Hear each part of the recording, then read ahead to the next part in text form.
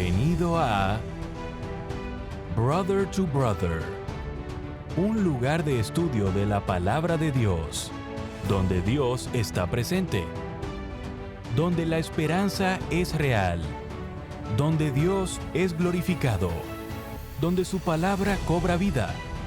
Escuela sabática, reflexiones, estudios bíblicos y más.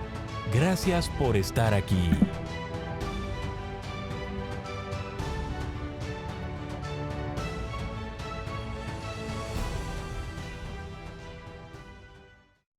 Muy bienvenidos una vez más a su programa Brother to Brother.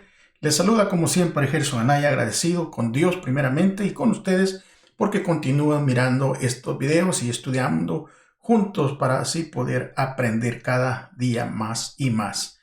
Bueno, antes de comenzar quiero recordarles que por favor traigan su Biblia, que por favor también traigan su libro, ¿verdad?, de lección. Si lo tienen a mano, ya sea impreso o tal vez en su computadora. Y también les recuerdo que es bueno traer un libro de apuntes para poder tomar notas. Una vez más, estamos muy agradecidos porque el Señor permite, ¿verdad?, que lleguemos hasta cada lugar. Y recuérdense que nos ayuda promoviendo este video en la plataforma cada vez que usted nos deja un like y también cada vez que usted se suscribe. Por cierto, que en este trimestre hemos tenido una alta en las suscripciones y yo agradezco a todos ustedes que hacen el favor de compartirlo y de suscribirse y de dejar sus comentarios. Me gustaría orar, ¿verdad?, antes de comenzar, incluir también alguna petición que usted tenga, si es que la puede dejar en los comentarios para el próximo semana, si Dios permite, cuando vengamos a este repaso y tengamos la oportunidad de orar, podamos incluir esa petición que usted tiene. Así que déjenla en los comentarios, mándela tal vez por email o por mensaje. Y agradecido, ¿verdad? Y vamos entonces a comenzar. Acompáñenme referentemente para poder invitar la presencia del Señor. Una vez más, Padre, agradecidos con usted porque nos permite llegar hasta este día y poder, Señor, grabar esta lección, este estudio en el cual juntos podemos cada uno de nosotros aprender, entrar profundamente en estas enseñanzas. Y es por eso que pedimos, Señor, el perdón de nuestros pecados, de nuestras equivocaciones, para poder estar a cuenta, Señor, y que nuestro oído pueda ser abierto por la unción del Espíritu, nuestro entendimiento también, y así podamos retener, Señor, y grabar cada enseñanza, pero sobre todo llevarla, Señor, a una acción cuando sea necesario. Todo lo pedimos en el nombre de Cristo Jesús. Amén. Muy bien, mis hermanos, mis amigos, ya estamos en la lección número 8. Creo que el tiempo va avanzando rápidamente y ustedes pueden mirar allí en la pantalla el título, ¿verdad?, de esta semana va a ser La promesa. Y vamos entonces a buscar nuestra Biblia y vamos a leer el versículo para memorizar que se encuentra en Génesis capítulo 24 y versículo 1. Dice de la siguiente manera: Era Abraham ya viejo y bien avanzado en años, y Jehová había bendecido a Abraham en todo. Génesis 24:1. Finalmente, como Dios había prometido, Sara le dio a Abraham un hijo en su vejez y llamó a este hijo Isaac. Pero la historia de Abraham está lejos de concluir y llega a su momento culminante cuando él lleva a su hijo al monte Moriah para ser sacrificado. Sin embargo, Isaac es reemplazado por un carnero, lo que implicaba el compromiso de Dios de bendecir a las naciones por intermedio de su simiente. Y esa simiente, por supuesto, es el Señor Jesús. Por lo tanto, en esta historia, que es una historia muy asombrosa y en cierto modo preocupante, se revelan más elementos del plan de salvación.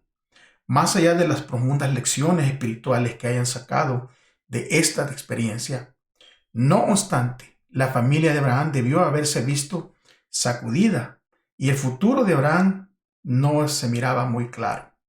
Sara muere inmediatamente después del sacrificio en Moriah e Isaac continúa soltero. Entonces Abraham toma la iniciativa para asegurarse de que tendrá un futuro adecuado. Arregla el matrimonio de su hijo con Rebeca, quien dará a luz a 2 hijos. Y el mismo Abraham se casa con Sétura, quien le dará muchos hijos. Esta semana seguiremos a Abraham hasta el final de su vida. Y eso lo vamos a poder leer en capítulo 25, versículos 7 al 11. Así que usted puede tomar nota y leer estos versículos de esta historia de la promesa de Abraham. Y es muy claro que nosotros podemos ir aprendiendo, ¿verdad? De ver cómo Abraham y su familia pasaron por momentos difíciles. Y esto nos va a ayudar a nosotros personalmente cuando tengamos que pasar por algún momento difícil. Vamos entonces a darle la vuelta a nuestra lección a la página y vamos a ir al título del día domingo, que es el Monte Moriah. Y para eso vamos a utilizar nuestra Biblia. Vamos a leer el capítulo 22 de Génesis. Vamos a leer del versículo 1 al 12, pero debido a que la pantalla no alcanza a poner todos los versículos, vamos a hacerlo en 2 secciones. La primera sección va a contener de Génesis 22, versículo 1 al 6. Así que acompáñenme a leer y hagámoslo todos juntos. Entonces, Génesis 22, del 1 al 6, primeramente va a decir: aconteció después de estas cosas que probó Dios a Abraham y le dijo: Abraham, y él respondió: heme aquí. Y dijo: toma ahora tu hijo, tu único, Isaac, a quien amas, y vete a tierra de Moriah, y ofrécelo allí en holocausto sobre uno de los montes que yo te diré. Y Abraham se levantó muy de mañana, y enalbardó su asno, y tomó consigo 2 siervos suyos, y a Isaac su hijo, y cortó leña para el holocausto, y se levantó y fue al lugar que Dios le dijo. Al tercer día alzó Abraham sus ojos y vio el lugar desde lejos. Entonces dijo Abraham a sus siervos: esperad aquí con el asno, y yo y el muchacho iremos hasta allí y adoraremos y volveremos a vosotros. Y tomó Abraham la leña del holocausto y la puso sobre Isaac su hijo, y él tomó en su mano el fuego y el cuchillo, y fueron ambos juntos. Entonces habló Isaac a Abraham su padre y dijo: Padre mío.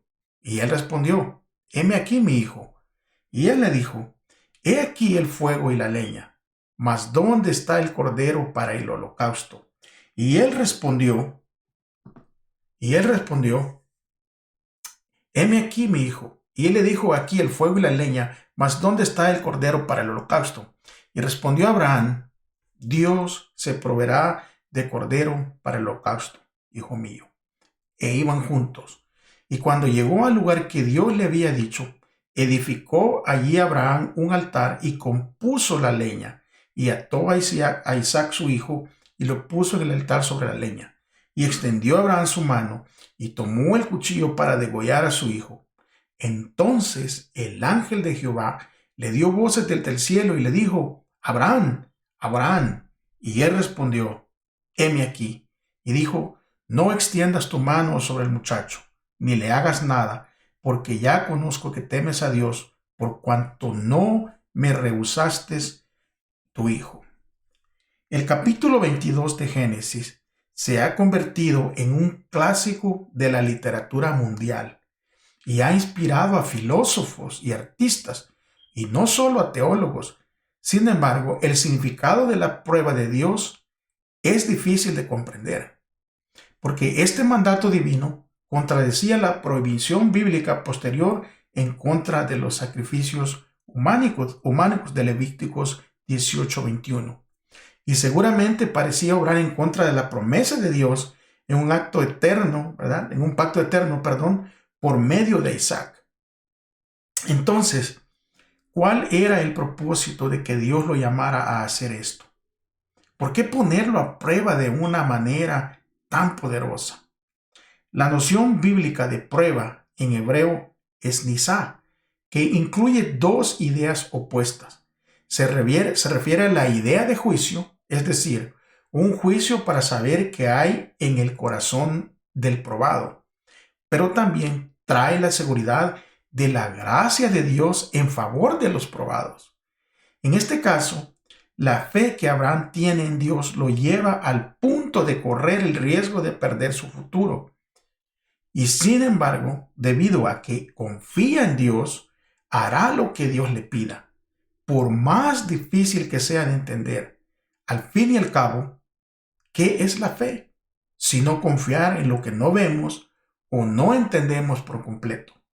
Además, la fe bíblica no se trata tanto de nuestra capacidad de dar a Dios y de sacrificarnos por Él, aunque tiene esto alguna de función, sino que es nuestra capacidad de confiar en Él y recibir su gracia mientras comprendemos cuán indignos somos nosotros. Esta verdad se confirmó en lo que sucedió a continuación.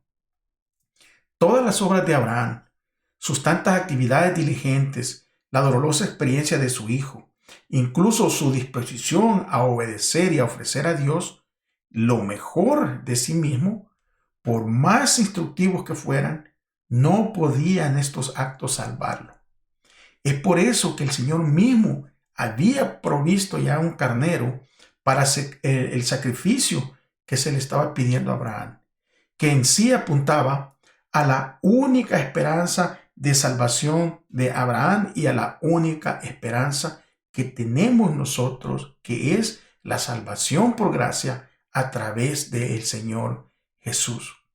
No importa lo que hagamos nosotros, todos los actos buenos, todos los actos tal vez de sacrificio que podamos hacer, ninguna de estas cosas es suficiente para alcanzar la salvación. ¿Por qué? Porque Dios mismo se provee de este carnero. Por consiguiente, Abraham debió haber entendido de que esto era un acto de gracia. O sea, no son las obras que hacemos para Dios las que nos salvan, sino la obra de Dios en nuestro favor. Sin embargo, al igual que Abraham, somos llamados a trabajar para Dios, y en este sentido, el accionar de Abraham es un poderoso ejemplo a seguir. Ahora, ¿qué nos dice personalmente la historia de Abraham e Isaac en el monte Moriah acerca de nuestra fe y cómo la manifestamos? Porque una cosa es decir que queremos a Dios, que obedecemos a Dios, pero otra cosa es accionar nuestra fe en lo que Dios nos pide. Si nosotros miramos la acción de Abraham, fue una acción impulsada por la fe que ya él tenía en Dios a través de la relación que él había creado en estos instantes, desde que Dios le habla y lo saca, ¿verdad? Le dice que salga de su parentela, que salga del lugar de donde él era conocido. Esa fe que Abraham empieza ya a ejercitar, con solo de salir sin saber a dónde iba, sin cuestionar a Dios, toda esta relación que él tenía con Dios, de todo lo que había pasado, de que Dios le había prometido un hijo y que Dios le da un hijo en su vejez, todo esto le hace actuar a Abraham ahora cuando Dios le pide lo que más él quería y lo que más había deseado tener en esta tierra. Pero para alcanzar esa gracia, para que mostrar esa gracia, ¿verdad?, que Dios le quería hacer entender a Abraham tuvo que desprenderse de lo que más quería. Y así, y poder conocer y poder mirar cómo Dios ya había proveído para sí mismo aquel animal para el sacrificio. Y esto nos tiene que ayudar a entender a nosotros, hermano, de cómo nosotros a veces tenemos que desprendernos de ciertas cosas, desprendernos a veces de querer hacer nuestra voluntad para alcanzar esa salvación. Tenemos que llegar a entender que la salvación es únicamente por gracia y que la gracia que viene de Dios es la que nos lleva a accionar, a trabajar para Él. Fíjense que el día lunes, y vamos a ir pasando ya al día lunes, el título es Dios proveerá. Y como ya vimos en esta historia, Dios va a proveer. Cuando leemos el capítulo 22 del versículo 8 y el versículo 14 de Génesis, nosotros vamos a poder entender allí lo que Abraham ha entendido ya, a pesar de estar sufriendo y estar afligido, porque déjeme decirle, una cosa es leerlo como lo leemos nosotros aquí, y otra cosa es vivirlo como lo estaba viviendo Abraham con su hijo amado. El versículo 8 del Génesis 22 dice, y respondió Abraham, Dios se proveerá de cordero para el holocausto, hijo mío. E iban juntos. Pongamos atención a la declaración que hace Abraham en el versículo 8, porque dice, Dios se proveerá de cordero para el holocausto. O sea que el cordero no lo iba a traer Abraham, el cordero no iba a ser provisto por ningún ser humano, sino que ¿quién lo iba a proveer el cordero? ¿Quién iba a dar esa provisión de ese cordero? Dios mismo. Y mire lo que dice el versículo 14, ¿verdad? Y llamó Abraham el nombre de aquel lugar, Jehová proveerá. Por tanto se dice hoy, en el monte de Jehová será provisto. Ahora, ¿cómo cumplió Dios su promesa de proveer? ¿Qué proveyó? Cuando Isaac preguntó por el animal para el sacrificio, Abraham dio una respuesta intrigante. Porque esa respuesta intrigante del versículo 8 de Génesis, Dios se proveerá de cordero para el holocausto. Ahora, sin embargo, ¿verdad? Vemos la forma verbal hebrea. En realidad, esto puede significar Dios se proveerá a sí mismo como el cordero. El verbo proveer, que es ireló, se usa de una manera que puede significar proveerse a sí mismo o literalmente verse a sí mismo. Por ende, lo que vemos aquí es la esencia del plan de salvación, por el cual el Señor mismo sufre y paga personalmente el castigo por nuestros pecados. Cuando nosotros leemos estos versículos, y estos no los voy a poner, pero yo quiero de que ustedes los puedan poner, los puedan leer ustedes directamente. Busque en su Biblia el libro de Juan, capítulo 1, y vamos a leer el versículo 1 al versículo 3. Y esta es una lectura muy conocida. Así que por favor acompáñenme, lean directamente de su Biblia. Recuerden, si yo les recomiendo, si usted ve en este canal, este estudio, si usted va a otro canal o a otra persona que está dando estudio, por favor, yo le suplico que tenga su Biblia, corrobore con la palabra de Dios lo que se está hablando. Versículo 1 de Juan 1 dice, en el principio era el verbo, ¿verdad? Y el verbo estaba con Dios, y el verbo era Dios. Versículo 2, Él estaba con Dios en el principio, por medio de Él todas las cosas fueron creadas, y sin Él nada de lo creado llegó a existir.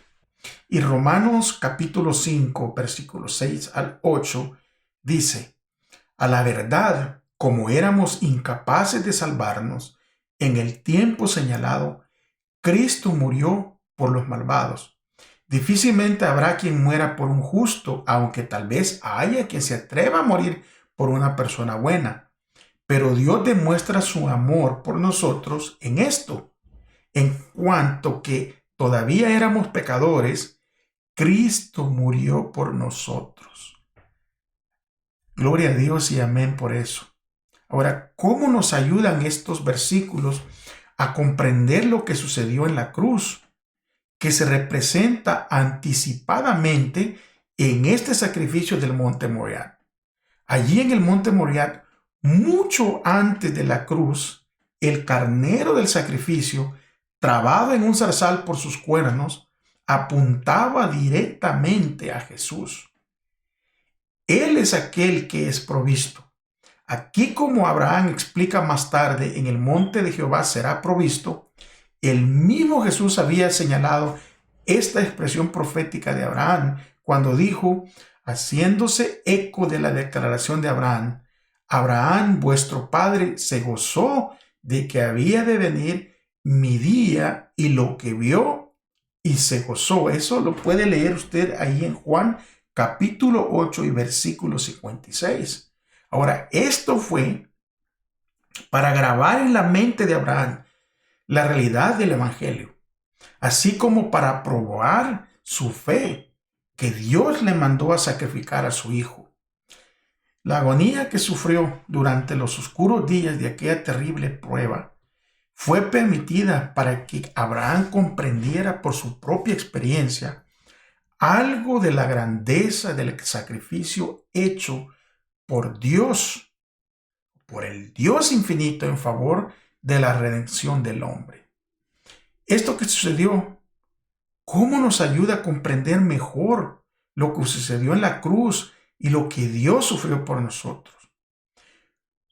¿Cuál esto debería tener, verdad, un efecto en nosotros, el apreciar el sacrificio de Dios y cómo esto debería de motivarlos a dar una respuesta a lo que Dios hizo por nosotros? Porque no fue cualquier cosa. Imagínense a Abraham, que ese hijo no era un hijo de Abraham, era un hijo que Dios le había dado a Abraham. Y aún así, la angustia que de haber pasado, el dolor, la tristeza, el sufrimiento. Y yo me imagino que toda esa noche Abraham no pudo dormir.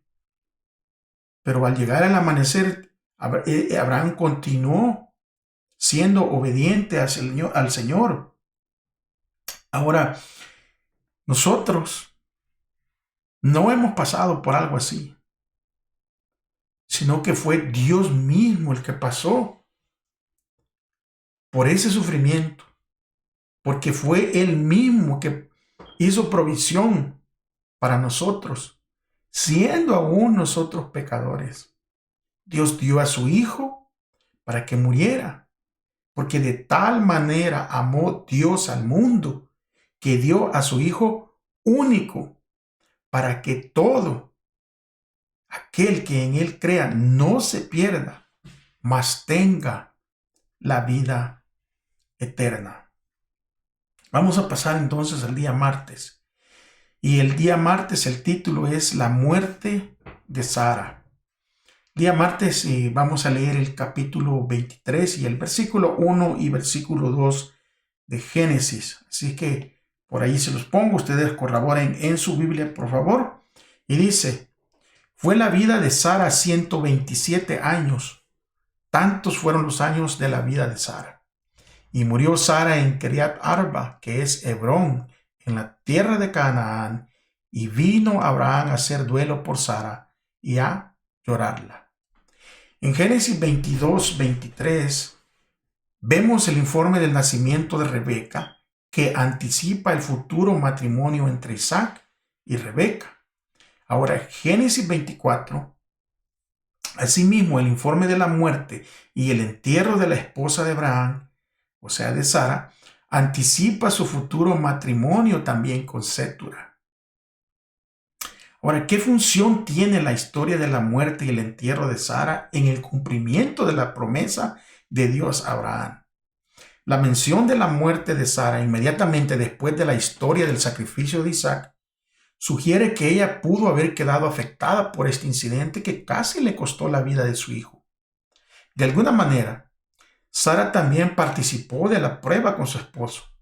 Al igual que en sus viajes y en su falta de fe temporal, Sara no era el tipo de mujer que guardaba silencio en asuntos que eran importantes o que la perturbaran.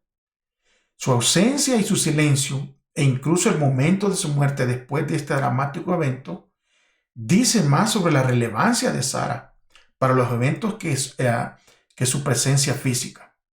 El hecho de que se mencione la vejez de Sara en paralelo con la vejez de Abraham muestra su importancia para la historia de hechos. Sara es la única mujer en el Antiguo Testamento de la que se menciona el número de sus años, lo que muestra su centralidad en la historia, la focalización en la compra del lugar de la sepultura de Sara, que abarca la mayor parte de este capítulo, e incluso más que su muerte, enfatiza la conexión con la tierra prometida. O sea, ya la especificación de que ella murió en la tierra de Canaán, de acuerdo con como leímos el versículo 23:2, subraya la vinculación de la muerte de Sara con la promesa divina de la tierra. Sara es la primera del clan de Abraham que murió y fue enterrada en la tierra prometida.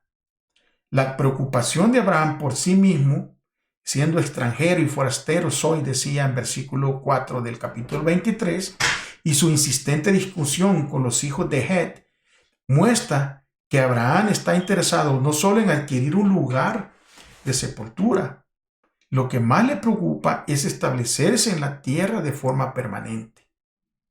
Al leer Génesis 23:6, dice: escúchanos, Señor, usted es un príncipe poderoso entre nosotros, sepulte a su esposa en el mejor de nuestros sepulcros.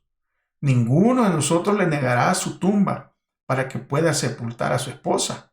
Ahora, ¿qué nos dice esto acerca del tipo de reputación que tenía Abraham? ¿Y por qué esto es importante? Para comprender para qué lo utilizó el Señor. Nosotros miramos cómo Abraham se volvió una persona respetuosa, de buen carácter, de buen testimonio. Y es importante aquí que él siempre está buscando que el plan de Dios se lleve a cabo. Se está haciendo el instrumento, porque no solo está viendo de que, ¿verdad?, el lugar de su esposa, aún en el dolor, el lugar del sepulcro de su esposa, pero está viendo de una forma permanente quedarse ya en esa tierra que Dios le había prometido. Y si nosotros pudimos mirar ahí cómo, ¿verdad?, en el versículo 6 de Génesis 23 se refieren a Abraham como un príncipe poderoso entre ellos. O sea que aquel hombre había llegado a cumplir esa promesa, ¿verdad?, bíblica de que todos nosotros, los que somos hijos de Dios, seremos cabeza y no cola, que estaremos por encima y no por debajo. Pero esto no viene fácilmente nomás con un decir soy cristiano. Esto viene con una obediencia absoluta hacia el Señor. Es por eso que es importante que nosotros, como hijos de Dios, como cristianos, tengamos una reputación que viene no de una reputación humana, sino que esa reputación viene de un impacto que hace el Espíritu Santo en nuestras vidas, que nos transforma y nos lleva a vivir como personas diferentes, personas de buen testimonio. Pasemos al día miércoles. Y el día miércoles se trata de una esposa para Isaac. Una esposa para Isaac. Y vamos a leer Génesis 24, ¿verdad? Y el versículo 2 al versículo 4, para así poder entrar en el contexto. Mira lo que dice. Un día, Abraham le dijo al criado más antiguo de su casa, que era quien le administraba todos sus bienes: pon tu mano debajo de mi muslo y júrame por el Señor, el Dios del cielo y de la tierra, que no tomarás de esta tierra de Canaán, donde yo habito, una mujer para mi hijo. ¿Y para cuál hijo? Para su hijo Isaac. Sino que irás a mi tierra, donde vive mi familia, y de allí la escogerás una esposa. Génesis 24 cuenta la historia del matrimonio de Isaac después de la muerte de Sara. Y las dos historias están relacionadas. Ahora, ¿por qué le preocupa tanto a Abraham que su hijo no se case con una mujer de los cananeos? Así como Abraham quería adquirir la tierra para enterrar a su esposa, debido a la promesa de Dios a sus descendientes de que tendrían esta tierra, ahora insiste en que Isaac tampoco se establezca fuera de la tierra prometida. Además, la decisión de Isaac de llevar a su esposa a la tienda de Sara y la nota de que Rebeca consoló a Isaac después de la muerte de su madre, apuntan a la muerte de Sara, lo que implica el dolor de Isaac por la pérdida de su madre. La historia está llena de oraciones y respuestas a oraciones y abundan en lecciones sobre la providencia de Dios y la libertad humana. Comienza con la oración de Abraham al jurar por Jehová, Dios de los cielos y Dios de la tierra. Esta oración es ante todo un reconocimiento de Dios como creador, con repercusión directa sobre los nacimientos de los descendientes de Abraham, incluyendo al Mesías mismo.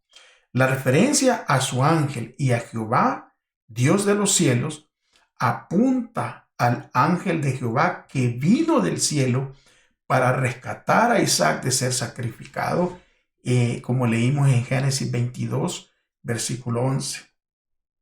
El Dios que controla el universo, el ángel de Jehová que intervino para salvar a Isaac, estará al frente de este tema del matrimonio. Sin embargo, Abraham deja abierta la posibilidad de la que la mujer no responda al llamado de Dios. O sea, por más que Dios sea poderoso, no obliga a nadie a obedecerlo.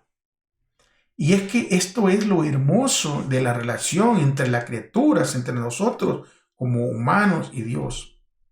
Que Dios basa esa relación en el amor, en el libre albedrío, porque aunque Abraham le dice, ve a mi parentela y agarra a una esposa allá, ahora Abraham no podía obligar a esta muchacha, ¿verdad? Que no la conocía, o sea, a Rebeca no la podía obligar a que viniese. Era el libre albedrío de aquella joven que tenía que decidir si venía o no. O sea, por eso es que por más que Dios sea poderoso, no obliga a nadie a obedecerlo. O sea, Dios todavía es bien caballero, porque Dios no está obligando a nadie, ¿verdad?, a que le obedezca. El plan de Dios para Rebeca es seguir a Eliezer. Pero cuando usted lea la historia, mi amigo, yo espero, hermano, también que usted lea todo el contexto bíblico, ¿verdad?, del que estamos leyendo de este capítulo. A Rebeca todavía se le da o se le otorga la libertad de elegir. Es decir, existe la posibilidad de que esta mujer no quiera ir. Y en ese caso, ella no se vería obligada a hacerlo. Por lo tanto, en esto vemos otro ejemplo del gran misterio de cómo Dios nos ha dado el libre albedrío a los seres humanos. Una libertad que Él no pisoteará. Y sin embargo, de alguna manera, a pesar de la realidad del libre albedrío humano y de muchas de las terribles decisiones que la humanidad toma con ese libre albedrío, todavía podemos confiar en que finalmente el amor de Dios y la bondad en última instancia prevalecerán. Es tan reconfortante saber que si bien no todas las cosas que pasan son voluntad de Dios, Él todavía está al mando. Porque es difícil, ¿verdad?, mirar tantas situaciones hoy en día de cómo los seres humanos están tomando decisiones que van en contra incluso del mismo Dios, pero que a pesar de todo esto, mis queridos hermanos, a pesar de todas estas cosas, Dios todavía está al mando. Abraham había llegado a la ancianidad y sabía que pronto moriría, pero aún le quedaba un acto por cumplir. Para asegurar su descendencia, el cumplimiento de la promesa, Isaac era el que Dios había designado para sucederlo como el depositorio de la palabra y la ley de Dios, y para ser el padre del pueblo escogido. Pero todavía era soltero. Los habitantes de Canaán estaban entregados completamente a la idolatría. Y Dios, sabiendo que tales uniones conducirían a la apostasía, había prohibido el matrimonio entre ellos y su pueblo. el patriarca temía el efecto de las corruptoras influencias que rodeaban a su hijo. Y esta misma preocupación tiene que haber, hermanos y amigos, en nuestros corazones. O sea, ¿con qué tipo de persona nos vamos a unir nosotros? ¿Con qué tipo de persona se van a unir nuestros hijos? Saben que nosotros tenemos un grupo de oración, ¿verdad?, en nuestra iglesia, y nos reunimos a cierta hora para orar y poner ciertas situaciones en petición, ¿verdad?, y en oración. Y una de mis oraciones como padre, yo tengo una hija que justamente, si Dios lo permite, ¿verdad?, el próximo mes de junio, por allí en el fin de semana del junio 18, estará graduando de la universidad y habrá terminado su carrera, ¿verdad?, de universitaria. Pero como padre a mí me preocupa el esposo, ¿verdad?, que que ella vaya a escoger para unirse en matrimonio.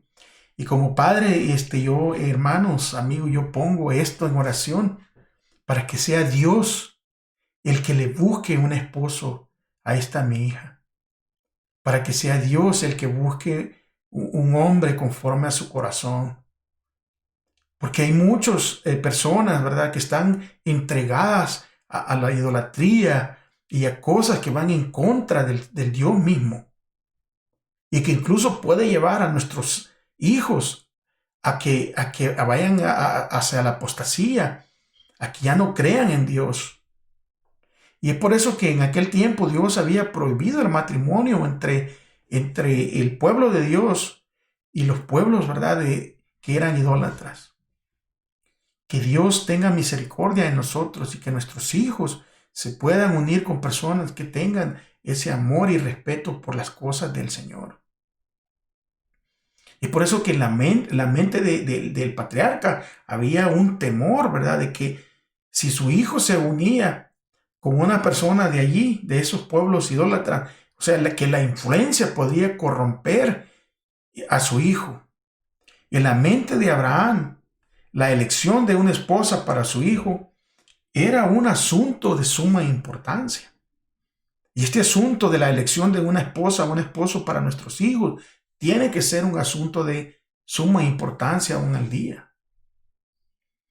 Porque él, al igual que nosotros, Abraham anhelaba que se casare con quien no lo apartase de Dios. Y yo creo que ese es uno de mis preocupaciones, ¿verdad?, y uno de mis pedidos hacia el Señor. Que la persona que se vaya a unir con mi hija, que es la única, ¿verdad?, que ya me queda soltera, que sea una persona que no la aparte de Dios, sino que venga a ser la parte complementaria, ¿verdad?, para que juntos caminen en el servicio y en el amor hacia el Creador. Vamos a pasar entonces al día jueves. Y el día jueves el título es Una esposa para Abraham. Y vamos a leer allí el versículo 67 del capítulo 24 de Génesis. Y después leeremos el capítulo 25 y el versículo 1 igual de Génesis. Y dice de la siguiente manera: Y luego Isaac llevó a Rebeca a la carpa de Sara, su madre, y la tomó por esposa. Isaac amó a Rebeca y así se consoló de la muerte de su madre. Dice el versículo capítulo 25, versículo 1 de Génesis, dice: Abraham volvió a casarse, esta vez con una mujer llamada Cetura. ¿Cuál es el significado de estos dos eventos finales de la vida de Abraham? Después de la muerte de Sara, Abraham se volvió a casar. Al igual que Isaac, se consuela después de la muerte de Sara. El recuerdo de Sara seguramente aún debió estar vivo en la mente del patriarca, tanto como en la de su hijo. No obstante, la identidad de su nueva esposa no está clara. Sin embargo, el hecho de que el cronista, ¿verdad?, asocie los hijos de Cetura junto con los hijos de Agar, sin mencionar el nombre de Cetura, sugiere que podría incluso ser, ¿verdad? La misma Agar. También es revelador que Abraham se comporte con los hijos de Cetura de la misma manera que lo hizo con los hijos de Agar, porque los despide para evitar cualquier influencia espiritual y hacer una clara distinción entre su hijo con Sara y los otros hijos. También dio todo cuanto tenía a Isaac, que era el heredero y el hijo de la promesa, mientras que a los hijos de las concubinas únicamente les dio regalos. La clasificación de concubinas también puede implicar que el estatus de Cetura, como el de Agar, era el de concubina. La posible identificación de Cetura como Agar también puede explicar la sutil alusión al recuerdo de Sara como preludio de su matrimonio con Cetura o con Agar, que se cree que eran la misma persona. Lo interesante es que Génesis 25, 1 al 4 y 12 al 18 se da una lista de los hijos que Abraham tuvo con Cetura, así como una lista de los hijos de Ismael.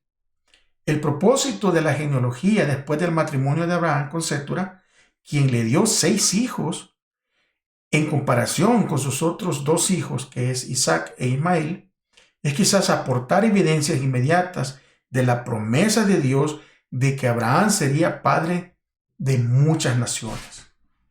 La segunda genealogía se refiere a los descendientes de Ismael, quien también componían 12 tribus, al igual que lo sucedería con Jacob, aunque por supuesto el pacto de Dios estará reservado a la simiente de Isaac, no a la de Ismael.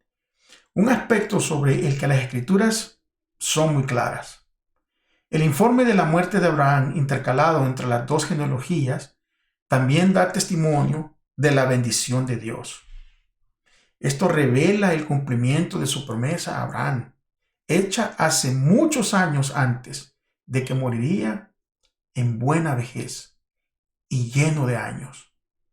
Cuando nosotros finalmente el Señor se mantuvo, vemos, ¿verdad?, que de todo lo que Dios le prometió a Abraham, el Señor se mantuvo fiel a las promesas de gracia dadas a su fiel siervo Abraham, cuya fe se describe en las Escrituras como un gran ejemplo, sino el mejor ejemplo del Antiguo Testamento de la salvación por fe. Hemos llegado a este final, ¿verdad?, este estudio, y nosotros vamos a ir entendiendo de cómo Dios compartió sus planes con Abraham. Dios entró en la esfera humana de Abraham y compartió con él hasta cierto punto su plan de salvación mediante el sacrificio de su hijo. Porque Isaac prefiguró al Hijo de Dios, que iba a ser ofrecido por los pecados del mundo. Dios quería inculcar en Abraham el evangelio de la salvación del hombre. Para ello, y a fin de que la verdad fuese una realidad para él como también para probar su fe, le pidió que quitara la vida de su amado Isaac. Todo el pesar y la agonía que soportó Abraham por esta sombría y terrible prueba tenía por propósito grabar profundamente en él, ¿verdad?, la comprensión del plan de redención en favor del hombre caído. Se le hizo entender mediante su propia experiencia cuán inmensa era la abnegación de Dios, de ese Dios infinito, al dar a su propio Hijo para que muriese a fin de rescatar al hombre de la ruina completa. Esta historia es fabulosa porque al leerla nos lleva a comprender el dolor y el sacrificio que Dios tuvo que hacer para salvarnos a cada uno de nosotros. Porque yo no me puedo imaginar si me hubieran pedido que sacrificara a uno de mis hijos o a una de mis hijas. Humanamente, posiblemente, No lo podría hacer. Porque estos actos que son extraordinarios únicamente pueden ser llevados a cabo por ese extraordinario Dios que mora en nuestras vidas. Y es por eso, mis queridos hermanos, que hay que vivir por fe. Porque la fe se define en el capítulo 11, versículo 1 del libro de Hebreos, como algo de las cosas, como la certeza de las cosas que no han sido, que no se ven, tomarlas como si ya fueron. Y es por eso que el sacrificio de ese Cordero que quita el pecado del mundo, al aceptarlo como nuestro Salvador, como nuestro único Salvador, es un acto de fe. Es un acto de fe que es impulsado por esa relación y ese sometimiento al Dios creador de todas las cosas. Yo espero, queridos amigos, queridos hermanos, que al haber estudiado todo esto, nosotros podamos meditar en ese gran sacrificio que hizo Dios por nosotros. Si no te has entregado al Señor, no esperes, porque mañana podría ser demasiado tarde. Gracias, mis queridos amigos, mis queridos hermanos, por haberme acompañado en este estudio. Espero que la próxima semana, si el Señor no ha regresado todavía, y si Él lo permite, podamos unirnos en otro estudio. Y recuérdense que si aman a Dios, por favor, amen también a su prójimo. Nos vemos. Un abrazo. Que el Señor me los bendiga.